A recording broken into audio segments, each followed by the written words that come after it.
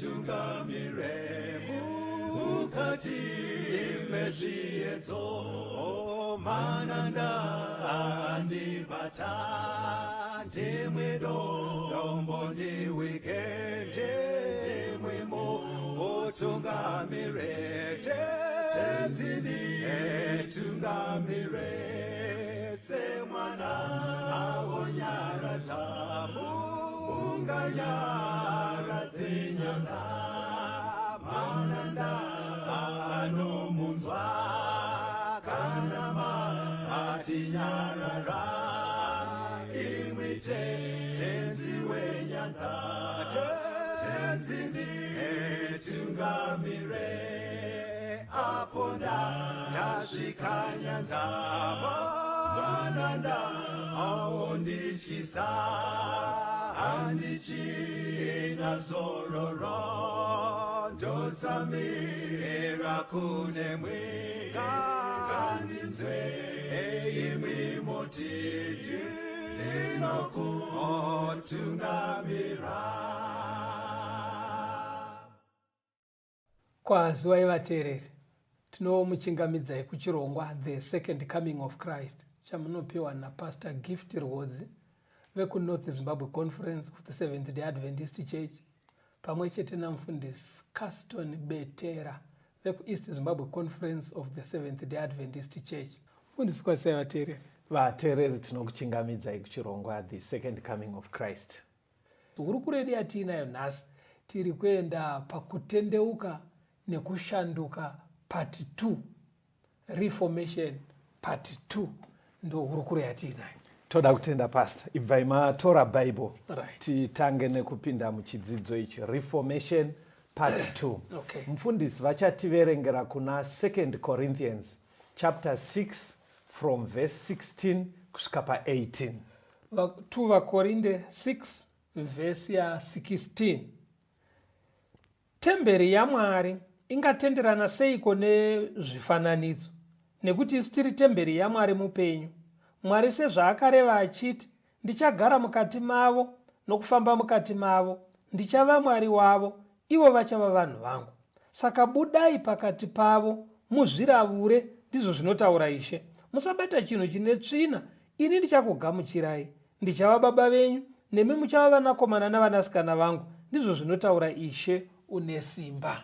Toda kutenda Bhaibheri riri kuisa pachena kuti shungu dzina Mwari kune vanhu vanenge vakuda kuita ukama naye vamusarudza. Pane zvinhu zvavari kutonzi vabude mukati mazvo. Pane zvinhu zvavari kunzi zvine tsvina havafane kuramba vachizvibata. Hanzi izvozvo zvikagadzirika, Bhaibheri rabva rati imimi muchazonyatsova vana vangu ende ndokugamuchirai. Kureva kuti mufundisi pari kubuda pfungwa yekuti Mwari achitida kudaro, but kuti anyatsotigamuchira pane ukama hwekuti anonyatsoti vana vangu ava. Ari kubvuma kuti vazhinji zveshuwa vanenge vasarudza mumwoyo kuti vauda Mwari, but pane pari kunzi budai, poita zvine tsvina zviri kunzi siyai. Saka ndopatiri kuti munhu, chidzidzo chanhasi chakanangana nemunhu asarudza kuda kuva mwana waMwari. Ari kuti Mwari zvimwe zvinodiwa kuti ukama hwangu nemi hunyatsa kunaka. Amen. Kuti muri kubata here maitira todaita chidzidzo ichi? Zviri kundijekera ndezvekuti pane mararamiro aiita munhu. Yes. Kana kuti zvaaive nazvo. Yes. Kare. Zvaaibata nazvo kwaaive. Zvekuti kana auya kuna Mwari, Mwari ari kutarisira kuti munhu asiye zvinhu zviya. Asiye, because zvanga zvichishanda kune imwe kingdom. Alright. Saka kurumbidzawo vamwe vaanga achirumbidza ikoko. Saka kana auda kurumbidza Mwari, haagone kushandisa zvinhu zvimwe chete zvanga zvichishandiswa kusiri kwaMwari. Saka Isaiah 52 verse 11 iverengei futi. Tiringori pakutsimbidzira kuti Mwari anongotigamuchira takadaro here, kana kuti anoda kuti tisiye zvatanga tichishandisa zvisingarumbidze Mwari. Isaiah 52 verse 11, ibvai, ibvai, budai ipapo, musanyangata chinhu chine tsvina, budai pakati paro, zvinatsei imi munotakura nhumbi dzaJehovha. ndimwari ari kutsimbidzira kuti mauya pari kunzi kutakura nhumbi dzajehovha panogona kureva vari kutotungamira munyaya dzekunamata mumachechi, but pari kungorehwa munhu aakuda kutaura zita ramwari, aakuita zvamwari. ndo pari kunzi musabate chinhu chine tsvina, ibvai kwazviri. Saka muchiona kuti process iyoyi yekuti munhu ari kubva kwaaive achiuya uku ndo yatiri kuti reformation, kureva kuti pane zviri kufanira kusiyiwa, pane zviri kufanira kuparadzwa, zvine tsvina zvosiyiwa, munhu uyu akachena kuna Mwari. Saka zvinoitika pasi tisati tatoenda pane zvine tsvina zvaishandiswa pakusarumbidza Mwari, kune zvimwe zvisingatodiwe naMwari zvinoshandiswa nevanhu vachitorumbidza Mwari. Amenoti mandinzwa zvakanaka kuti mimi kune vanhu vari kunamata, yes, vachitonamata Mwari chayakasika denga nenyika, asi pavari kunamata pane kanamatiro kavari kuita kana kuti zvavari kushandisa, yes, zvekuti Mwari haatozvide kuti zvishandiswe pakunamata. Exactly. Sezvipi mufundisi? Saka tiri kutika pareformation yedu tichazoona zvinotori netsvina zvagara zvisinei nekunamata Mwari. But tinoda kumbotanga zvagara zvinoshandiswa mukunamata Mwari asi zvichisvota Mwari. Kureva kuti paarea ipapo panoda kugadzirika. Ngatingotarisai mutemo wechipiri mufundisi. Exodus 20 verse 4 kusvika pana 6. Pamitemo ine 10 paya, mutemo wechipiri unobatsira kuti vanhu vazive kana matirwo kanofanira kuitwa Mwari. Exodus 20 verse 4 kusvika pana 6. Exodus 20 verse ya 4. Usazviitira mufananidzo wakavezwa, kana uri mufananidzo wechinhu chiri kudenga kumusoro, kana wechiri panyika pasi, kana wechiri mumvura pasi penyika. Usapfugamira izvozvo kana kuzvishumira, nekuti ini Jehovha Mwari wako ndiri Mwari ane godo. Ndinorova vana nekuda kwezvivi zvamadzibaba avo, kusvikira kurudzi rwechitatu nerwechina rwavanondivenga, ndichiitira nyasha vane zviuru zvamazana, vanondida, vanochengeta mirayiro yangu. Vateereri, mutemo uyu ndowega pamitemo ine 10 unoburitsa Mwari achizviratidza kuti ane rimwe rutivi rwaanoita godo nehasha. Mimwe mitemo yese panongoita kunge pari kutaurwa silently. Uyu mutemo uyu anonoratidza rumwe rutivi rwaMwari, kuti ndinogona kupinda mune imwe giya yekutsamwa, ndikarova vanhu nekuti munenge mandisvotesa. Saka mutemo uyu, pastor, uri kurambidza kugadzirwa kwezvifananidzo zvinoshandiswa mukunamata. Wobva warambidza kupfugamirwa kwazvo. Manzwa zvinhu tu kugadzira zvifananidzo zvekushandisa pakunamata nekupfugama pamberi pezvifananidzo zvacho. Nekupfugama pabva panzi zvifananidzo izvi zvinenge zvichitodza chii? Zvikanzi zvinogona kutodza chinhu chiri kudenga, zvokutodza chiri panyika, kana wherever.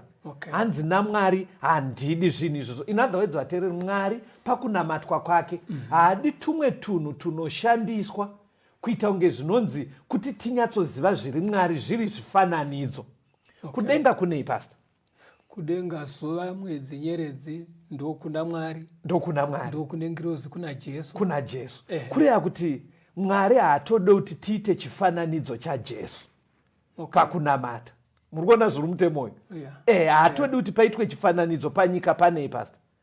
Panyika vanhu, mhuka, makomo very good. Kureva kuti Mwari haatodi kuti paite chifananidzo chemunhu choshandiswa munyaya dzekunamata. Ani mapabata inzwai Deuteronomy 4 verse 16. Deuteronomy 4 verse ya 16 inotsanangura kuti pakunamatwa apa Mwari anoda kunamatwa nenzira ipi. Deuteronomy 4 verse ndeya 16. Yes. Kuti murege kuzvishatsa muchizviitira chifananidzo chakavezwa chakafanana nechinhu chipi nechipi, kana mufananidzo womurume kana womukadzi. Hanzi munenge mazvisvibisa neBhaibheri, vateereri. Mwari ari kutoti kushandiswa kwechifananidzo chingafanana nemukadzi, chogona kufanana kana nemunhu wechirume. Mwari haasi kuda. Saka ngandipe example. Tomboti dai makararama nguva dzeBhaibheri, sekutungamira kwamunoita program yatinoitai. Kuri kwekuti kune chechi dzaizoteera mberi dzichiteedzera zvamunotaura imi. Muchechi imomo Mwari haatarisira kuti mugoita chifananidzo chaPastor Rhodes. Mapabata wanika. Even tikada kudzokera vari muBhaibheri, Mwari haangatarisira kuti muchechi muite chifananidzo chaAbhurahamu. Okay. kana chapita. Even madzimai vakaita sana Sara vemubhaibheri hanzi musaite zvifananidzo zvakadaro.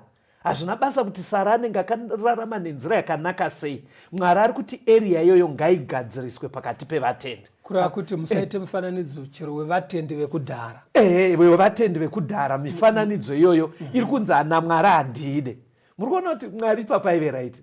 Vanhu tine kakufunga kuda kukoshesa vanhu vayastereki. Saka Mwari ari kuti pakunamatwa area iyi please ngaigadziriswe. Namatai Mwari chete. Saka vateereri area iyoyo inoda kureformwa. Amenoti ndikataura semufundisi. Because mukuziva kwangu pavatendi zvifananidzo zviri kushandiswa. Panzvimbo dzinotonamatira vanhu pane zvifananidzo.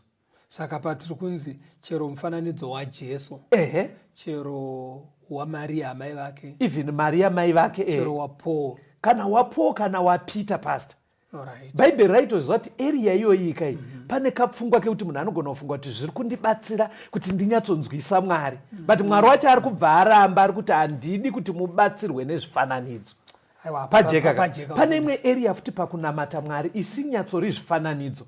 Verengai Deuteronomy chapter 12 moverenga pavhesi ya2 kusvika pa4. Deuteronomy 12 verse 2 kusvika pa4. Deuteronomy 12 verse 2. Munofanira kuparadza chose nzvimbo dzose apo ndudzi dzose dzamunopiwa kuti dzive dzenyu padzaishumira vamwari vadzo pamakomo marefu napazvikomo napasi pemiti mitema yose. Munofanira kuputsa aritari dzavo nokuputsa nyashongwe dzavo nokupisa matanda avo okunamata nawo. Mutemewo mifananidzo yavo yakavezwa kuti muparadze zita razvo panzvimbo iyoyo. Regai kuitira Jehovha Mwari wenyu saizvozvo. Ibvai maenda mufundisi muverenge futi kuna Deuteronomy ikoko chapter 16 verengai verse 21 na 22. Deuteronomy 16 verse ya 21. Usazvisimira matanda okunamata nawo emiti ipi neipi parutivi rwearitari yaJehovha Mwari wako yaunofanira kuzviitira. Uye usazvimisira shongwe inovengwa naJehovha Mwari wako. Tabva panyaya yezvifananidzo pakunamata takatsamira mutemo wechipiri uya. Zvimwe zvaiitwa kana kuti zvinowanikwa pakati pevatendi Mwari achitoziva kuti zvakatanga kuvahedheni yaive nyaya yekuti pavanonamata mufundisi vaiita shongwe. Zvinenge zvimaimages kuronga matombo nezvimwe zvakadaro. Ndo zvimwe zvavaiita. Chimwe chavaiita vaisima miti minyoro. Evergreen trees. Ndo iri kunzi miti mitema. Ndo iri kunzi miti mitema. Isingadonhe mashizha iya. Isingadonhe mashizha iya. Pachihedheni pane zvazvaitonongedzera kunamatwa kwevamwe vaMwari. Saka vari kunzi vanoda Mwari manje musakopetsika iyoyo. Because munogona kutoramba muchiita zvekunamata. Mofunga kuti muri kunamata ini. Asi inini ndikangona miti mitema ya neshongwe ndinobva ndaziva chaiye wamuri kunamata. Saka muchiona saidi rine iri miti isingadonhe mashizha yandakaona yakuwanikwa pakati pevatendi kunoti nhukwe munodziziva here? Idzi dziya dzinomera kurwisi. Unoona dziri kushandiswa nevatendi pavanonamata dzinosimwa. Kunoti tsanga. Tsanga dzemurwizi. Miti minyoro iyoyo. Kunoti mikonde, munoti chicactus plant. Ndiwo mukonde. Mukonde uya. Munoona inoshandiswa nepanonamatwa. Kwoita miti mimwe yekuti mukugara kwedu pachivanhu yaitobatsira even nguva dzenzara isingaome michakata. Miti iyoyeyo hanzi naMwari handidi kuti ishandiswe. Kureva kuti kana vanhu vachienda kuchicha vangagare pasi pemumvuri wemuhacha here? Kwene kudaro baby. Iri kunzi kushandisa panyaya dzekunamata. Kungoti hamutenderere. Because hamutenderere sezvandinomboita. Because pandinoenda verenga ndima idzi ndoida kuona kuti Mwari zvaaitsura zvinhu. Asi anofunga kuti vanhu vangabva vadarere. Ende unotoshemisika zvichiwa kuti zviri kurambidzwa naMwari. Unotoona pavatendi kumberi uko kunogona kutenge kwakadyarwa miti yatataura mikonde, tsanga, nhukwe, magavakava. Ende miti yakaita semichakata iya ichitoshandiswa. Saka iarea iri kunzi muchidzidzo chinechi Mwari ari kuti zvine tsvina. Alright. ari kutoti even imi mukati aiwa ina handisi kuzvishandisa kunamata vamwari vaya Deuteronomy yabva ati imimi musaitire mwari wenyu izvozvo. Pakajeka kapa ngatione inyaya iyoyo pane vamwe vakagona kuita zvakanaka. Ngatifambei pastor kuna Judges chapter 6 verse 25 kusvika pa26. Judges 6 verse 25 kusvika pa26. Zvino neusiku ihwohwo Jehovha akati kwaari, tora nzombe yababa wako iya yechipiri ina makore manomwe, uputse aritari yaBhaari yababa wako, utemewo danda rokunamata naro riripo, uvakire Jehovha Mwari wako aritari pamusoro penhare iyi nomutovo wakafanira, ugotora nzombe iyo yechipiri ubayire chipiriso chinopiswa nehuni dzedanda rokunamata naro raunofanira kutema. Gideon anga atoratidza kuti mwoyo wake unoda Mwari ende Mwari angaida kutomushandisa kuita rimwe basa guru ipapo. But asati atanga basa ari kutonzi naMwari, handigone kushanda newe kufamily kwenyu muchiri kunamata Bhaari, kune matanda amakasima ariko neshongwe dziriko, tangai mapunza.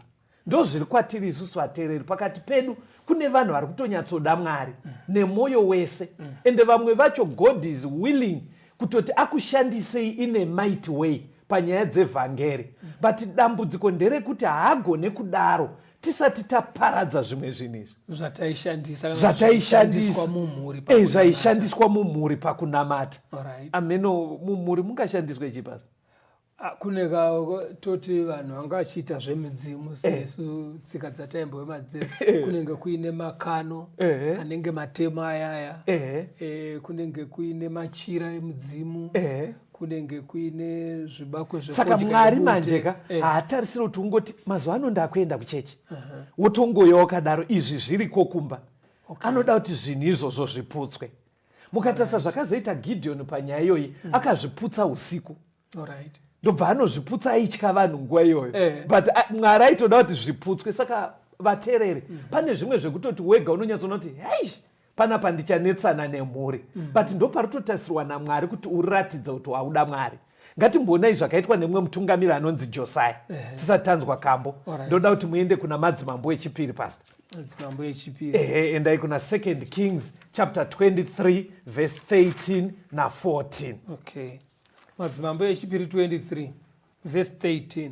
Mambo akashatsavo matunhu akakwirira aiva pamberi peJerusarema, aiva kurudyi rwegomo rokuparadza, akanga avakirwa Ashtoreti, mwari unonyangadza wevaZidhoni, naKemoshi, mwari unonyangadza waMoabhu, naMirikomi, mwari unonyangadza wavaAmoni, naSoromoni mambo waIsraeri. Akaputsa nyavo shongwe dzamabwe, akaparadza matanda okunamata nawo nokuzadza nzvimbo yazvo namapfupa avanhu. Toda kuti tiskokondinya pandimai kana tambonzwa kambo. Vateereri, rambai muri pachirongwa.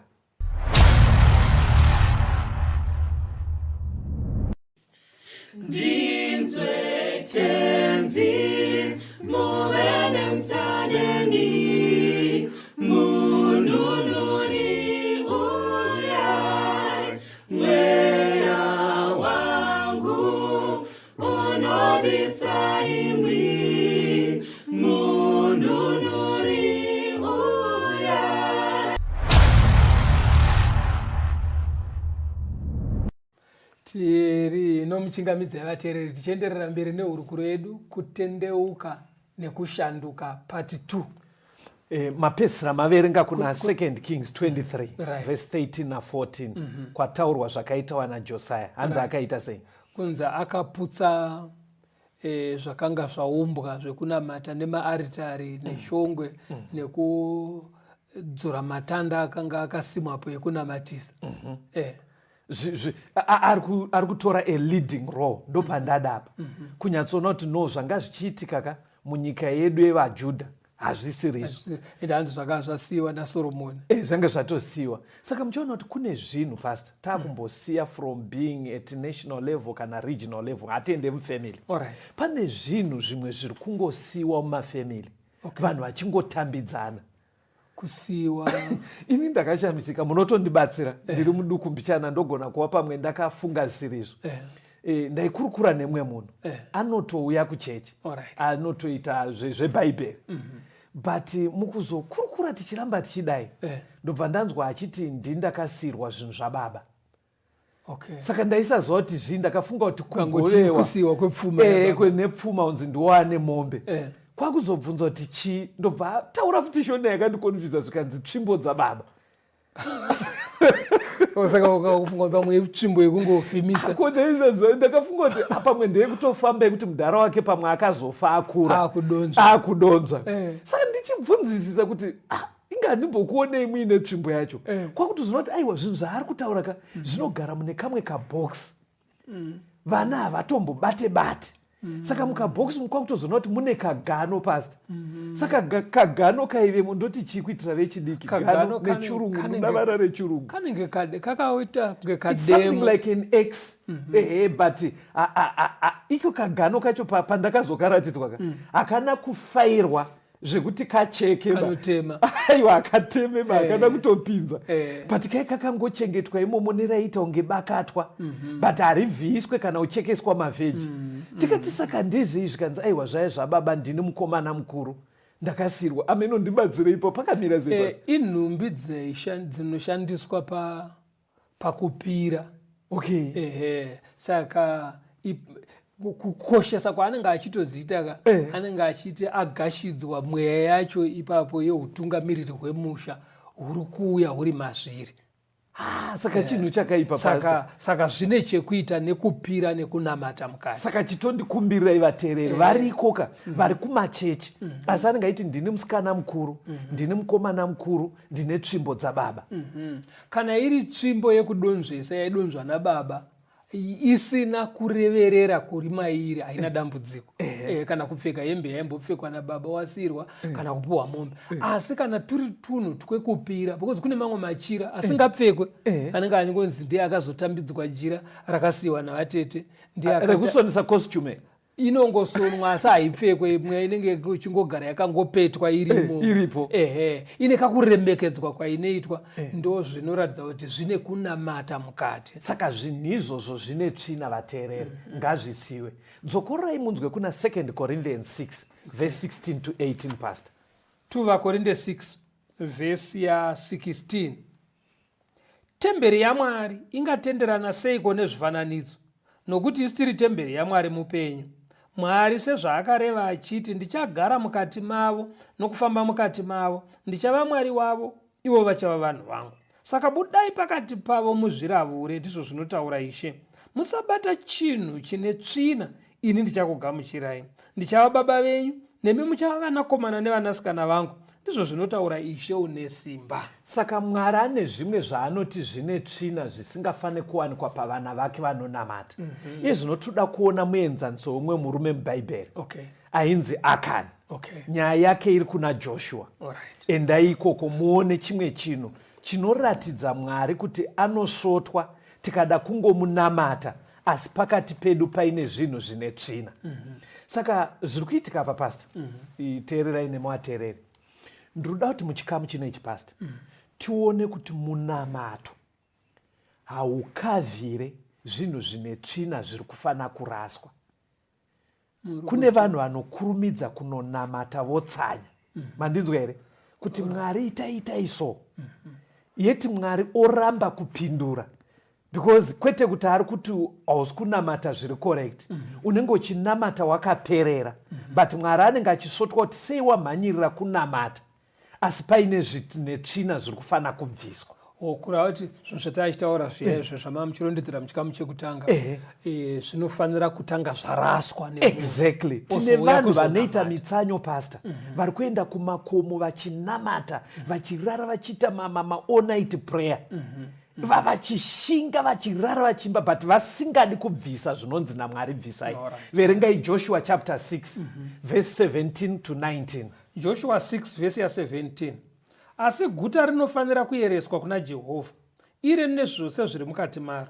Asi Rakabi bedzi chifeve chiya ngaaregwe ari mupenyu iye navose vari mumba make nokuti wakavanza nhume dzatakatuma. Asi imi chenjerai pazvinhu zvinoera kuti murege kutora chinhu chinoera mambochiyeresa, naizvozvo mungatukisa misasa yaIsraeri mukaipinza mudambudziko. Asi sirivheri yose nendarama nemidziyo yendarira nehamatare zvitsvene kuna Jehovha, zvinofanira kuiswa muchivigiro chepfuma chaJehovha.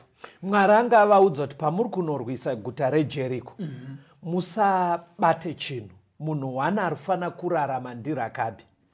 Anga aratidza kutenda. Zvikanzi zvimwe zvese pisai. Mari irimo hanzi itorei igouya kuchechi. Haizi yemunhu. Chiverengai verse 24 pachapter iyoyo yaJoshua 6. Joshua 6 verse 24. Yes. Ipapo vakapisa guta nomoto nezvose zvakanga zviri mukati maro. Asi sirivheri nendarama nemidziyo yendarira neyamatare vakazviisa muchivigiro chepfuma cheimba yaJehovha. Vakateedzera.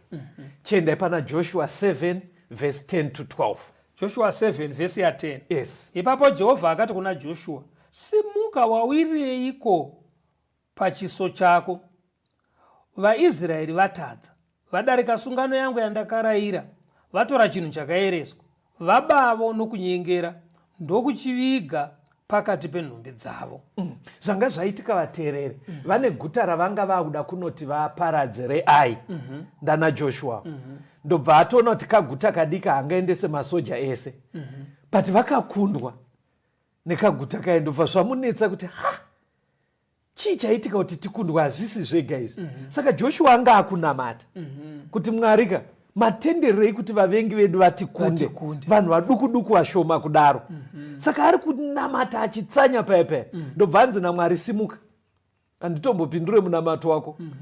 Ende handisi kuzoramba ndichikuperekedzai kuhondo, because matadza imimi pakati penyu pane zvandakakurambidzai kuti musatore, asi pakati penyu matora.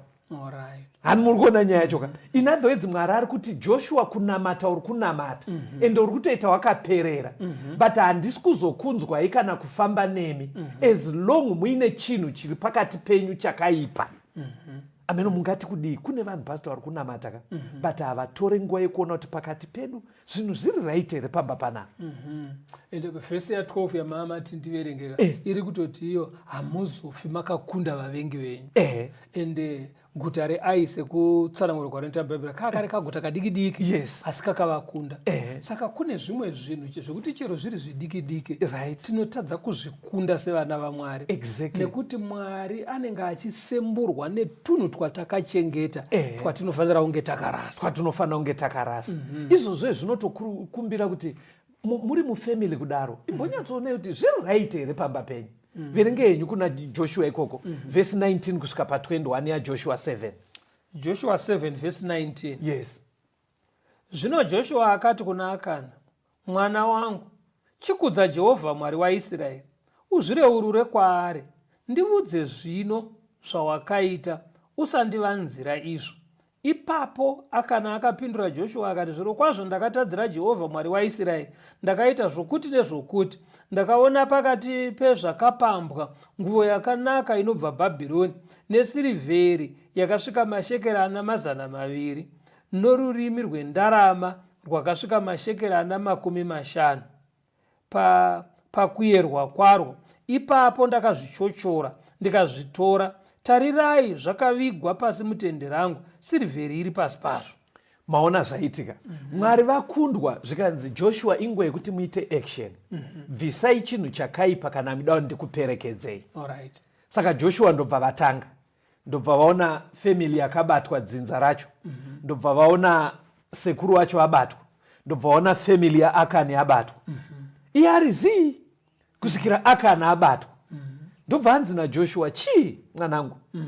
Waparadzisa Israeri yese takundwa kuhondo chii? Kwakuzobuda pachena zvikanzi, aiwa pataiparadza Jeriko paya. Pane zvinhu zvandakachochora. Pakanzi tiparadze zvese. Pane chimwe chihembe chandakafarira chekuBhabhironi. Ndakachitora ndobva ndanochicherera pasi petende rangu. Plus pane imwe mari pamari yaive yanzi yese iuye kuchechi. Ini ndakatora imwe yachona. Kutotaura chokwadi izvozvi zviripo pasi petende rangu. Murikuona zvikuitika. Anga akatozviviga. Zvinhu zvarambidzwa achidaro. Munoziva kuti kumafamilies pastor mune zvinhu zvimwe zvekuti vana vanogona kuuya nazvo. Vabereki vasingazivi zvekuti muchidzidzo chinoka ngatingoti zveBhabhironi. Ameno mungatsanangurisei ndikati zveBhabhironi. Zvekunyika zvisingarumbidze Mwari. Exactly. Ibva imangobunyatsokuburisa pachena kuti sechichi. Pastor munoziva zvinoitika. Inini ndinotaura navanhu vakawanda. Unonzwa wachingoti, Pastor tinamatirei. hatisi kurara. Mwana anenge achingodedzera ari kuvhumuka. Zvinotoda mabvi pasta. Hakuna kumwe kwatingapotere kunze kuna Jesu. Tibatsirewo nemabvi munhu waMwari tinyengetere. Muri kuona zviri kuitika. Saka muchaona kuti zvimwe zvacho ndosaka Joshua akadzimbomira kunamata. Vateereri pamwe pacho mabvi akanaka. But chiri kuita kuti vana vavhumuke. Nezvimwe zviri kungoitika pamba zviyaka. Pamba pakachena here. Ndinoona kuti kune vana pastor vanongoya nezvimwe zvinhu zvavasingazozvinorevei zvavachingopfeka. Ndogona kutadza kunyatsotsanangura pastor but kune zvinhu zviri mudzimba dzevana mavanorara zviri kungowiwa nazvo vabereki havana nguva yekuzviongorora ende mwana ukamubvunza kuti zviizvi anokuti ifashoni nonzi Masara mufundisi yeti zvimwe zvacho ndezvekutoshandiswa kurumbidza vamwe vaMwari. Saka muchiona kuti munopesera maakunamata pastor muchitsanya mofunga kuti Mwari haanzwe. Yeti Mwari ari kusemburwa nezvinhu zviri mukati memhuri. Munhu angapfekei pastor semuenzaniso kungoti ndikuzeza kuti ndotaura kuti kudii zvazvinoita vateereri musamirire kuti vazobvunza pamafoni kaungoti semuenzaniso. Because zviri kutaurwa namufundisi vateereri ndezvekuti kune zvimwe zvinhu zvekuti munhu akapfeka sekudzidza kwatakabhoita panyaya dzekupfeka munhu akapfeka vanozvipfeka vanenge vaine chinangwa chinosumudzira zvinodiwa naSatani. Yes. Saka mwana vamwe nekusaziva vamwe nekutoziva anonotorawo zviya ouya nazvo kumba iye otopota achizvipfeka. Kandi kupfeka kwaari kuita kutokwezva mweya yakaipa kuti iuye paari. Ivi mozongoona mwana akunetsekana. Ndosaka ndiri kuti mufundisi ibvai mangoburitsa pachena kuitira kuti zvibatsire umwe anogona kutonoona kuti zvandandichita chimwe maybe zvandingangotaura pastor toda kuti tifambe hedu nechidzidzo. Kune vasinganamate Mwari vanoda kukurumbira voita pfuma asi pfuma ichibva kuna Satani. Vamwe vacho vanotori nemachena avanopfeka muhuro. Aunotoona kuti ane design yakafanana. But zvinhu izvozvo izvo unenge uchitozviziva mukudzidza shoko raMwari kuti izvi ndezvekurumbidza vaMwari vaya. Saka vanozvipfeka vachibva vaita mbiri nemari dzakadaro. Unoona nevana vasiri kutomboziva kuti zvinorevei vanogona kuturika macheni iwayo pamitsipa. Nezvimwe zvakadaro pastor hatingazvipedze zvese but chiri kudiwa paka mutungamiri wemhuri ngaatsvage kuti zviri kudariso pamba chii. Zvakazoitika pana Akani pastor vakaenda naye akanotakwa nemabwe zvese zvimwe zvese nevemhuri yavo vakazopiswa nemoto. Kureva kuti zvinhu zvaifanira kupiswa nemoto zvaifanira kutsva nditi but nengari kuti hazvina kupiswa munhu ndiye akazotsva. Saka panyaya yaingogumire tichirarama pastor iri kutoreva even pachauya Jesu pakuguma kwenyika kuti vanhu akaramba kuparadza zvaainazvo zvazviri kureva ndezvekuti Mwari haana option anotozoparadza iye. Vateereri havene kana manzwa zviri kutsanangurwa namufundisi muchidzidzo ichi. Kune zvimwe zvinhu zvinorumbidza Satani kwazvinenge zvichiitwa. Saka dambudziko ndiri kuti vana vaMwari vari kuuya kuzonamata asi vokwekweredzana nezvinhu zviya vachiuya nazvo chiri kuzonamata. Kune dzimwe nziyo chadzitombotora semuenzaniso dzekuti padzinoridzwa dzinoridzwa kuti dzirumbidze Satani. Kune mazuva ano kwaane zvekuona zvinoonekwa pamafoni mafirimu chichi mamwe acho unotoyatsoona kuti charakadhizainirwa kumutsa shungu dzekuenda kuna Satani. Saka vana vanonotora zvinhu zvakadaro vorarira kuzviona pamafoni amuri kuvatengera pamakombiyuta ari mudzimba dzavo. Kana mwana akuzonetseka imwe mangoti mufundisi tinamatire mwana ari kungodonha ende Satani zvaanobva aita anobva ati nditete vasuda kuti mwana aroorwe. Ani mazvona yeti midziyo yaSatani iri mumba menyu iri kushandiswa nevana iri kukoka mweya yakaipa. Ivo vanenge vasingatozoti pane kwaazvitora saAkani akaviga umba. Zvinhu izvozvo hazvina kunaka. Ndakazoona nevamwe vana pastor vabereki vanenge vasingazivi kwavanoenda uko vari kunotora zvinhu zvebhabhironi. Miri wese unenge uine mastembi pastor. Stembi zvidhindo miri wese Wakanyorwa. wakanyorwa zvinhu izvozvo zvinokweka mweya yetsvina. Vanodaro miri yavo yaka mukatotarisa vanenge vachitsvaga mamwe masimba erima kuti vakurumbire mune zvimwe zvinhu zvinosotesa Mwari. Chimboonai futi Mwari paakaramba kufamba nevana vaIsraeri pana Exodus past 33. Ndoda kuti uverenge verse 4 kusvika pa6. Exodus 33 verse 4. Zvino vanhu vakati vachinzwa mashoko iwayo akaipa vakachema, kwakanga kusino munhu wakashonga zvishongo zvake.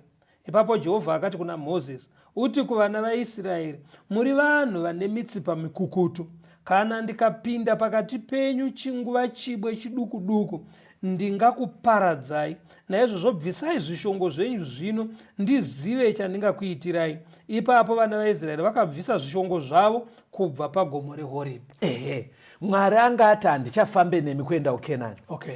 Mozisi ndobva achema. Saka pakasvika news kuvanhu kuti tiri kutadzira Mwari, vati havachatiperekedza, hanzi vanhu ndobva vachema. Saka kuchema kundofunga kwaiye kwekutoti Mwari tiregerereiwo kani vachinamata. But Mwari haana kunzwa munamato. Ndopandinoda kuti vateereri vabate kuti pakasaita reformation prayer does not substitute tsvina iri kufanira kubviswa. Munamata haubvisi, hautore nzvimbo yechinhu chinofanira kuraswa, kuti uite unge magic yekukoka makomboro aMwari. Saka Mwari ndobva ati alright, kana muda tikondinyeteswe rwendoro, chibvisai zvishongo zvose zvamakapfeka izvo. Hanzi kubva musiwo wevana vaIsraeri kwakukatanura zvishongo zvanga zvichisembura Mwari zvanga zviri pavari. Saka muchiona kuti even pavatendi nanhasi vane zvishongo zvavimwe zvavanoshandisa zvinotovengwa naMwari. But vanenge vaida kuita kunge kufosa Mwari kuti tigashirei takadaro ende ngatifambei rwendo takadaro bedzi. Hani mazonaka zvoita kunge zvinonzi vatendi vakachema vachinamata kuti Mwari wemasimba ose tinzwe kunge zvinonzi fambai nesu bedzi. Saka Mwari ari kuti inzwai vana, kufamba nemi ndinoda, but zviri pamuri zvishongo izvo zviri kundisembura. Chii chinoita kuti vanhu varambe vachida zvishongo? Pastor, verengai tisatanzwa kambo. Endai kuna 1 John chapter 2. Tangirai henyu paverse 15. Tangirai paverse 1 John 2 verse ya 15. Yes. Musada nyika kunyangwe nezvinhu zviri munyika. Kana munhu achida nyika, rudo rwaBaba haruzi maari. Nokuti zvose zviri munyika zvinoti kuchiva kwenyama, nokuchiva kwemeso, nokuzvikudza kwoupenyu, hazvibvi kuna Baba asi panyika. Nyika inopfuura nokuchiva kwayo, asi unoita kuda kwaMwari unogara nokusingaperi. Saka pari kunzi tisade zvemunyika, kubvira kufashoni nezvakadara hameno matsanangura zvekuti vatendiwo vateereri mutozvinzwisa kuti Bhaibheri kana achiti zvemunyika kungoti hedu nyama yedu yakarerekera kuda zvemunyika zvinoita kunge zvinofadza, but ndo zviri kukonzeresa kuti Mwari ati bvisai zvishongo izvi, bvisai nhumbi dzekubhabhironi idzi nezvese zvatinounganidza zvinosembura Mwari. Saka kana taakuda Mwari vateereri, hatibvisei zvese zvine tsvina. Rambai ngatimbonzwai kambo. Anditi toda kutenda.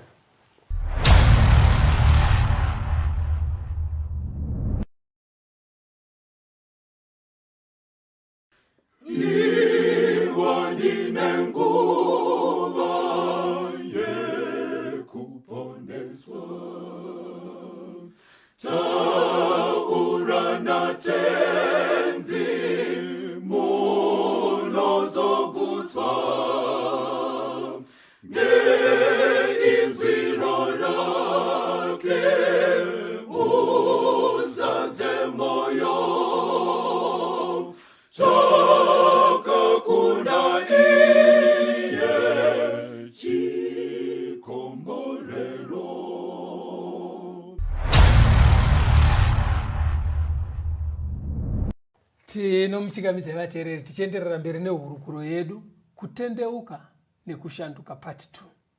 Zvinhu zvakawanda vateereri zviri kufanira kuraswa kana taakuda Mwari. Tinofanira kusaramba tichibata zvinhu zvine tsvina. Toda kuramba tichitarisa nyaya yekunamata, asi pakati pedu pachiwanikwa zvinosembura Mwari. Zvima Mwari anoona sei nyaya iyi? Handei pana Numbers 25 pastor verse 1 to 3. Numbers 25 verse 1.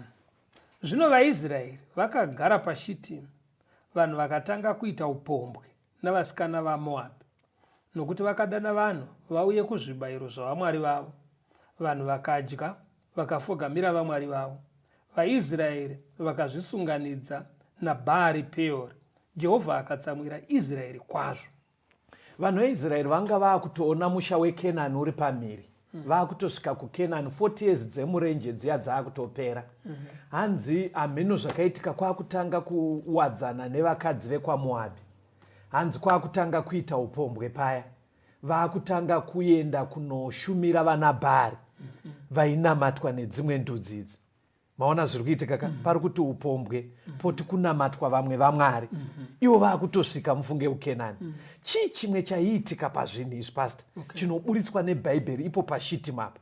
Endai kuna mapisarema munzwe. Tozodzoka ndoda kuti mutamaita full picture yezvaiitika ipapo. Zvakasembura Mwari. Mapisarema 106 verse 28 na 29. Mapisarema 106 verse 28 na 29. Vakazvibatanidzawo naBhaari Peori, vakadya zvakabayirwa vakafa. Naizvozvo vakamutsamwisa nezvavakaita, denda ndokupinda pakati pavo. Saka yanzi chimwe chavaita, vanga vakudya zvinhu, fudhu yaiitwa, mitambo yaiitwa, mabiko acho aive ekudedicata kune vakafa. Saka Bhaibheri pari kuti vakadya zvakabayirwa vakafa, harisi kuita sekunge zvinonzi vakafa varikoba. Aiwa, riri kuti mupfungwa dzavo vaifunga kuti mitambo ibira ravaita ndere kukoshesa vakadii vakafa. Yeti Bhaibheri rakatidzidzisa kuti akafa hana chaanoziva. Saka area iyoyo yekuti vairamba vachikoshesa vakafa yakasembura Mwari. Area yekushumirwa Bhaari yakasembura Mwari. Area yeupombwe yakasembura Mwari. Muri kuona zvinhu zvanga zvakuitika izvi. Ende zvinhu izvozvi zvese zvichiri kuwanikwa pavatendi pastor. Tine vatendi vanoita zvekuti kuchechi variko. Asi chinamato chacho chinovasunungura kuti kana makumboita chivanhu chenyu nezvemidzimu itai henyu. Unogona kuenda kung'anga. Unogona kuenda kung'anga, vanotosununguka. Tine vanhu vanoita zvekunamata pastor. Asi muupombwe vakatyokera futi. Hani mazonaka. Saka Mwari akaona sei nyaya iyi. Ndopandinoda kuti tiende pamberi. Patisati taona kuti Mwari akaigadzirisa sei. Iyo nyaya yekuatenda mabira avaita. Vachienda kumabiko akadai ekurumbidza zvimwe zvinhu. Vorara variko vachiridza ngoma vachidii. Bhaibheri rinoti kudii. Toda kuzodzoka kunyaya iyi. Endai pana 1 Peter. 1 Peter chapter 4 verse ya 3. Peter wokutanga 4. Inyatsoiverengai vateereri vainzwe iyoyo. Verse 3. Yes. Nokuti nguva yakapfuura yakaringana kuita kuda kwavahedheni, nokufamba noutere, nokuchiva, nokunwa waini, nokutamba kwakaipa, namabira, nokunamata zvifananidzo zvisakafanira. Manzwa kuti kudii pasi? Panapa pari kunzi vatendi vari kutaurirwa kawo. Vatenda. Kuti nekuti maakunamata. Maakunamata. Saka haisisiri nguva yekuramba muchiita mafambiro akaipa. Right. Ataurwa acho ndaapi. Ndoda kuti vateereri vabva vanzwa mafambiro akufana kutoregwa kuitwa. Saka pane mafambiro ari kunzi mafambiro anoitwa nevahedheni. Zvinosanganisira kuchiva, kudhakwa. Hande mbichana. Ndoda ngoti muchitaura zviri mubhuku ini ndongotsimbidzira kuateereri. Kuchiva, Mwari haachada kuti tive vanhu vanochiva. Chimwe chataurwa chii? Kunwa waini, kudhakwa. Bhaibheri pari kutaura nyaya yewaini iri kusiyana newaini iya yepamuchato wekana pastor. Waini yepamuchato wekana waive muto wemazambiringa usina kufemenda une uturu. Ungafanana nemaheu asi. Ungafanana nemaheu nhasi. Saka Bhaibheri parakuti kunwa waini kwekudhakwa uku rakureva zvinodhakisa zvese vateereri. Zvekustika zviya zvinoitwa nevechidi kunzi akastika. Uchidhakwa pfungwa, muchinwa doro, muchidaro kunzi tembei taenda kunoita 1-1 vachidaro. Hanzi kana waamukristu nguva iyo inenge hazvichadiwe izvi. Chimwe chii pastor? Kutamba kwakaipa. Kuita sei kupastor? Manzwisirenyu. Nemabira. Pari kunzi kutamba kwakaipa nemabira. Zvabatanidzwa. Right. Kutamba kwakaipa vanhu vanogona kuenda kunofara. Exactly. But kufara kwacho mutambo wavari kuita hauna kurumbidza Mwari mukati. Hapana. Unotokurudzira zvakashama. Vanhu vanogona kungoti hande kudhemu. Kudhemu ikoko zvinenge zvichiitwa pastor ndo zviri kunzi neBhaibheri kutamba kwakaipa. Riri kuziva kuti ringapedze nguva inogona kuva hameno maitirwo aitwa pati yacho, hameno matambirwo ari kuitwa marecords. Sorry, pandoti marecords ka ndinenge ndichiitira imimi makakura kare. Zvinezvi vanhu havati marecords, inenge ichinzi dance. Inenge ichinzi dance. Nziyo dzacho havachati tikuenda kumarecords, vanenge vaiti dancehall. Imimi hamungazvibate, but vateereri vari kutozviziva. Zvese izvo zviri mubhuraketi rekutamba kwakaipa. Mabira kutoreva kurarira vanhu vachingotamba pasi, zvekupira midzimu, vachipira midzimu. Hanzi nguva yakapfuura iyoyo. Nekunamata zvifananidzo. Nekunamata zvifananidzo. Saka vateereri ndo imwe area ida reformation. Tauya kuna Mwari. Mwari hachatitarisira kuti tive vanhu vane mitambo iyoyo yakafumuka yekuchiva nekudhakwa pachingonwiwa. Hatibudei mazviri. Ngatidzokerei kunyaya yakaitika paShitimu. Toona kuti Mwari akaita sei pana nyumeri paya. Endai pana Numbers pastor. Pana Numbers. Verengai Numbers 25 verse 6 to 9. Numbers 25 verse 6. Zvinovonei mumwe murume wavana vaIsraeri akauya kuhama dzake nomukadzi muMidhiani. Mozisi neungano yose yavana vaIsraeri vachizviona. Ivo vari pakuchema pamukova wetende rekusongana. Zvino Finehasi mwanakomana waEreazari, mwanakomana womuprista Aroni, akati achizviona akasimuka, akabuda pakati peungano aine pfumo muruoko rwake. Akatevera murume uya muIsraeri mukati metende, akavabaya nepfumo nomudumbu, ivo vaviri, murume muIsraeri nomukadzi. Naizvozvo denda rakaguma pakati pavana vaIsraeri. Vose vakanga vafa nedenda iroro vakasvika zviuru zvina 24. Mukazoiverenga muchienderera mberi vateereri, unotonzwa Mwari ari kuti Finehasi adzora hasha dzangu. Ani mazonaka. Macherechedzere pastor kuti Mozisi neungano vainamata pakanga paita denda. Vachichema pari kufiwa. Vachichema. Hazvina kumisa denda. Ipapo ndoda kuti pfungwa ibatike kuti kuchema kwavaita vachinamata hazvina kumisa dambudziko. Why? Hazvina kubvisa hasha dzaMwari. Because chaikonzera hasha changa chichiri kutoitika. Saka Mwari aiti ushamisika kuti muri kuchema muchitsanya muchinamata musingabvise izvi. Ndo dambudziko riri pavatendi pastor, kuti vanochema vagoimba kuna Mwari, but zviri kusembura Mwari havadi kuzvibvisa. Saka Finehasi hanzi akabvaona mumwe mukomana aitoonerero, ivo vanhu vari kuchema kudaro vachinamata, kwakutorana nepfambi kupinda mutende masikati machena. Vanhu vese vachiona, hanzi Finehasi akati aiwa uyo aenderero, hanzi kwakunovaura ipapo. Mwari akati hasha dzabva. Pfungwa iripo ndeyekuti Mwari kana pakati pedu pachine zvinosembura, anotarisira kuti zvibviswe. Zvakanaka. Hatichiona imwe enzaniso yokupedzisira family yaJacob. Handei munoona puna Genesis pastor chapter 31 verse 30 to 35. Genesis 31 verse 30 to 35. Zvino kana wakada kuenda hako zvawakanga uchishuva zvikuru imba yababa wako, wagobireiko vamwari vangu? Jakobho akapindura akati kuna Rabhani, nokuti ndakanga ndichitya, nokuti ndakati zvimwe munganditorera vakunda venyu nesimba. Iye wamungawana aida vamwari venyu ngaarege kurarama. Zvino hama dzedu dzichiriko, natsai kutsvaka zvinhu zvenyu zviri kwandiri mugozvitora, nokuti Jakobho wakanga asingazivi kuti Rakeri wakanga azviba. Zvino Rabhani akapinda mutende raJakobho nomutende raRea nomutende ravarandakadzi vaviri, asi haana kuzviwana. Ipapo akabuda patende raRea akapinda patende raRakeri. Zvino Rakeri wakanga atora vamwari akavaisa muchigaro chekamera akagara pamusoro pacho. Rabhani akabata-bata pose mutende, asi haana kuzviwana. Iye akati kuna baba vake, ishe wangu ngaarege kutsamwa, nokuti handigoni kusimuka pamberi penyu, nekuti mutoo wavakadzi uri kwandiri.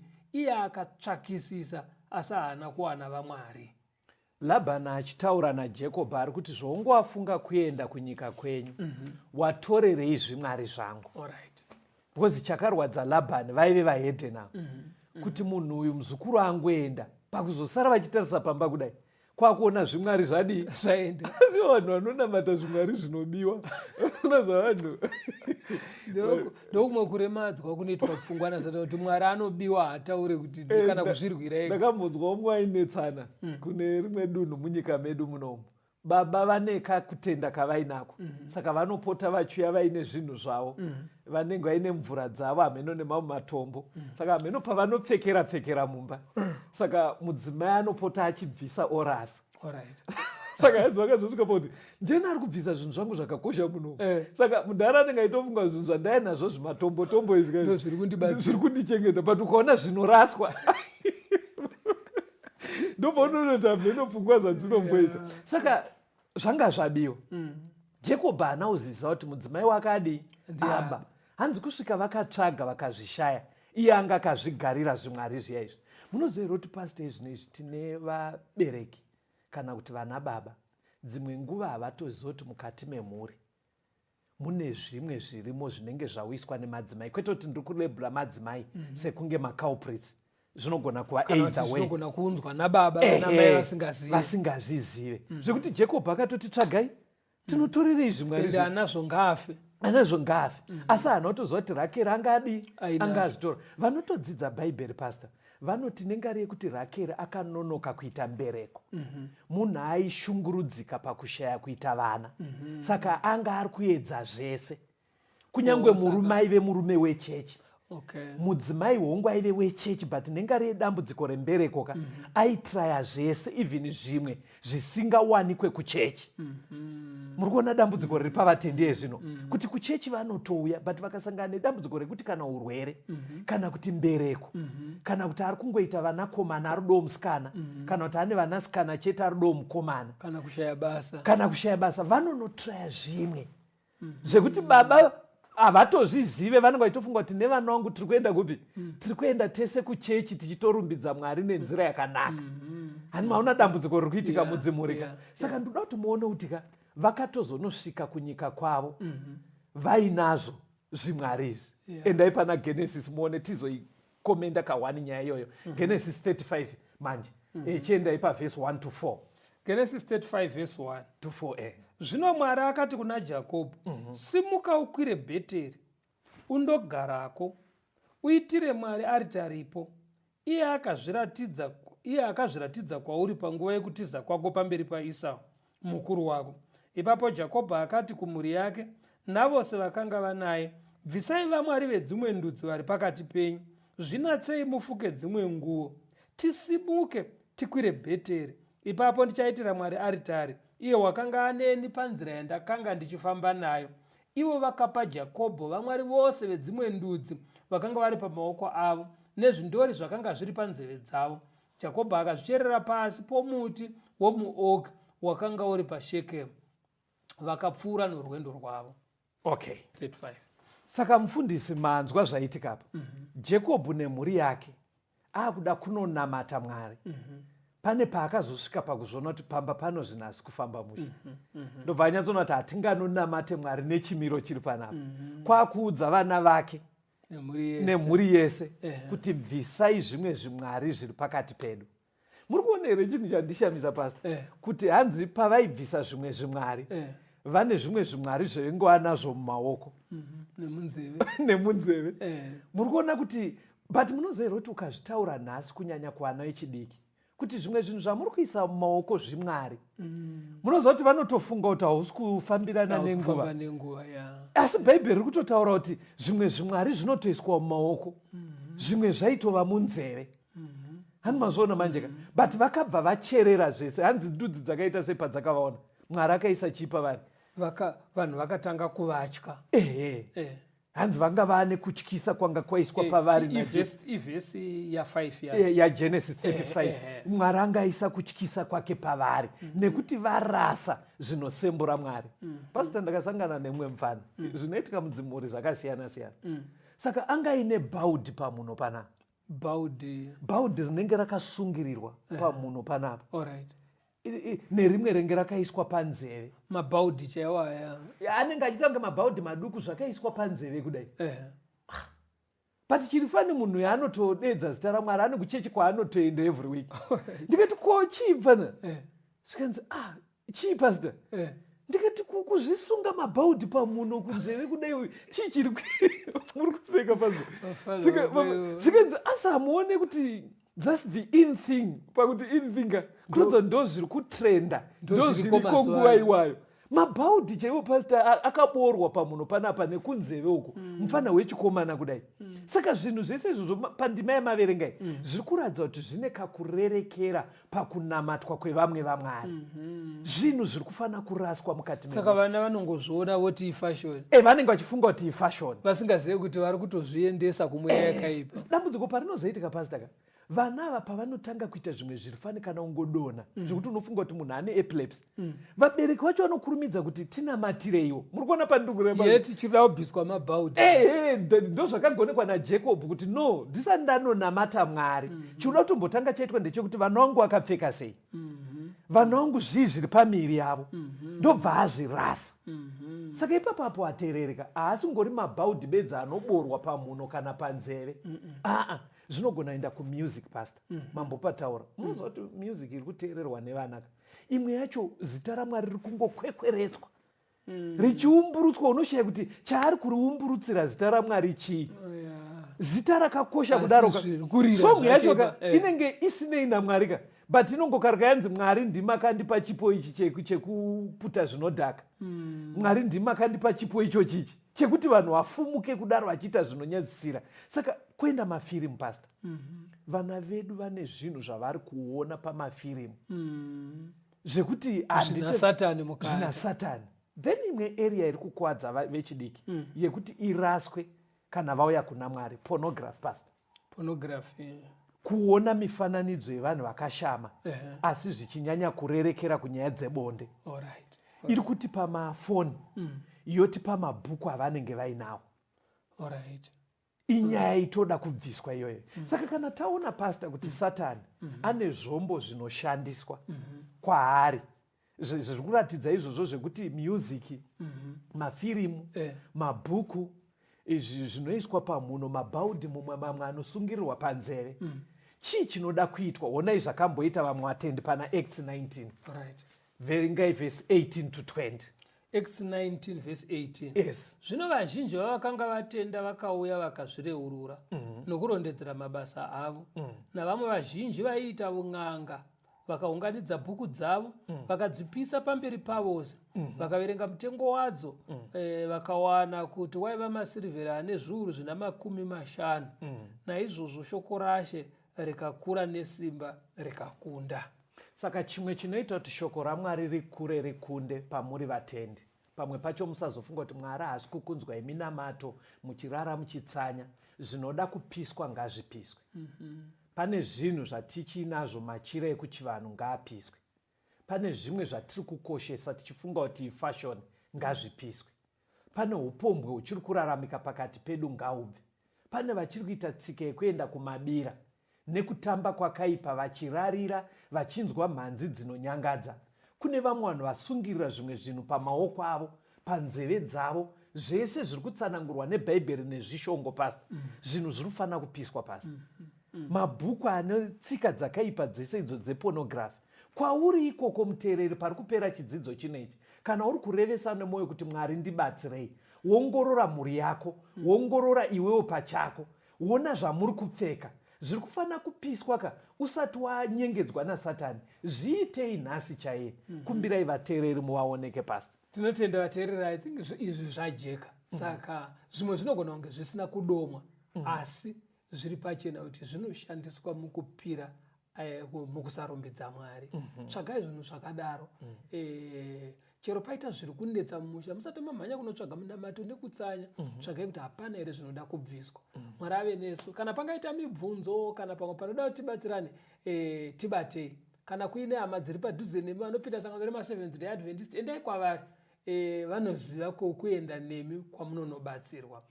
Vakumbirei kuti vauye paWhatsApp, tivape malinki vapinde mumagrupu ane zvimwe zvidzidzo izvi. Vanogona kuenda pamaWhatsApp, tibatei nenhamba dzekumaWhatsApp. Tinokupai zvakare zvimwe zvidzidzo zvakamboitwa kumashure zvinopindura mimwe yemibvunzo yenyu. Tibatei panhamba dzinotera 0774 651 181, 0774 651 181, kana kuti 0716 452-086 0716 452-086. Mwari vave nemi, tisangane muchikamu chinotevera. Pamchinjiko pane upenyu, Jesu atingitarise, pasine pfuma ngezvenhando, pamberi ndoona zvakanaka. Mune upenyu mukutarisa, muchinjikwa upenyu hwakanaka, kutarisa Kalvari. Apo ndakamutarisa Jesu, iye akanyemwerera, kuti ava mumatambudzo, muchinjika unondisimbisa. Mune upenyu mukutarisa, muchinjikwa Kristu, upenyu hwakanaka, kutarisa Kalvari.